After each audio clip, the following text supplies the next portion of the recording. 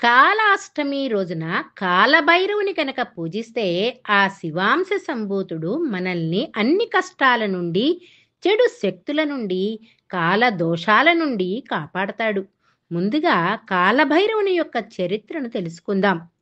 ఒకానొకప్పుడు బ్రహ్మ, విష్ణు మరియు శివుడు వీరిలో ఎవరు గొప్ప అనే చర్చ వచ్చింది. ఈ చర్చలో బ్రహ్మదేవుడు తాను సర్వశ్రేష్ఠుడనని గర్వంగా మాట్లాడి శివుడిని చిన్నచూపు చూశాడు. అప్పుడు పరమశివుని నుదుటి నుండి దివ్యమైన తేజస్సు నుండి ఒక రూపం ఉద్భవించింది.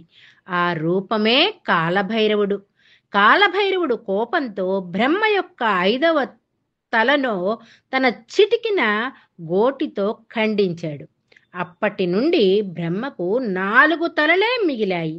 కాలభైరవుడు కోపం అణుచుకోలేక కాలభైరవుడు కపాలమును చేతితో పట్టుకుని కొన్ని సంవత్సరాల కాలం పాటు లోకాలన్నీ తిరిగాడు. ఈ సమయంలోనే ఆయనకు బ్రహ్మహత్యా పాతకం చుట్టుకుంది. ఈ పాపం నుండి విముక్తి కోసం కాశీ, వారణాసి నగరానికి చేరుకోగానే ఆయన చేతిలోని కపాలం కింద పడిపోయింది.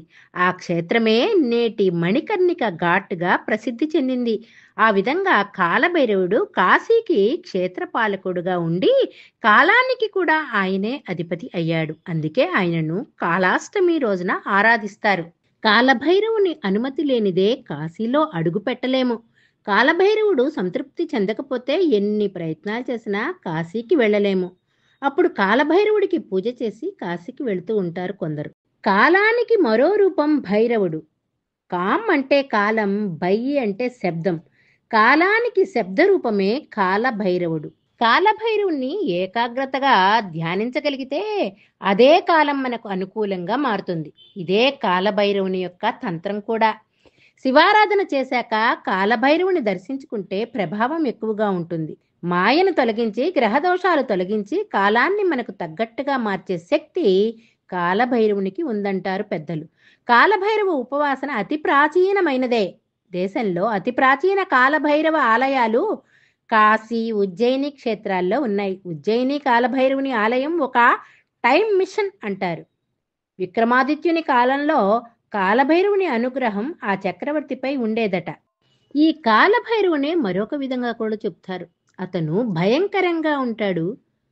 కాలము భయంకరంగానే ఉంటుంది. ఎప్పుడు ఏం జరుగుతుందో తెలియదు. మనం ప్రతిక్షణం భయపడుతూనే ఉంటాం. అదే కాలమహిమ. రమం అంటే అరుపు, బై అంటే భయంకరంగా అరుస్తూ ఉంటాడు. కాబట్టి కాలభైరవుడు అయ్యాడు. బ్రహ్మ యొక్క 5వ తల భైరవుని చేతికి అతుక్కుపోయింది. ఆ తలే కాశీనగరంలో ఊడిపడింది. అప్పటి నుండి బ్రహ్మ తలపడినటువంటి ఆ ప్రాంతాన్ని బ్రహ్మ కపాలం అని పిలుస్తారు. అది పెద్ద క్షేత్రమే అయ్యింది. ఈ క్షేత్రానికి ఎదురుగానే కాలభైరవ క్షేత్రం ఉంటుంది కాశీలో. పరమశివుని ఆదేశం కాలభైరవుడే కాశీకి క్షేత్రాధిపతి. ఏ ఆలయానికి వెళ్ళినా ముందుగా క్షేత్రపాలకుని సందర్శనం కోసం వెళ్ళడం ఆనవాయితీ. ఇక్కడ అష్టభైరవుల ఆలయాలు ఉన్నాయి. విశ్వనాథుని ఆలయానికి కొద్ది దూరంలో కాలభైరవమూర్తి దర్శనమిస్తారు. రకరకాల భయాలతో బాధపడేటటువంటి వారు ఇక్కడ రక్షరేకులను కట్టించుకుంటారు. ఆ దేవునికి నైవేద్యంగా మద్యాన్ని సమర్పిస్తారు. ఇది పరమేశ్వర శక్తి, కాలస్వరూపమైన కాలభైరవుడి యొక్క చరిత్ర. శుభం భూయాత్. Please like, share and subscribe.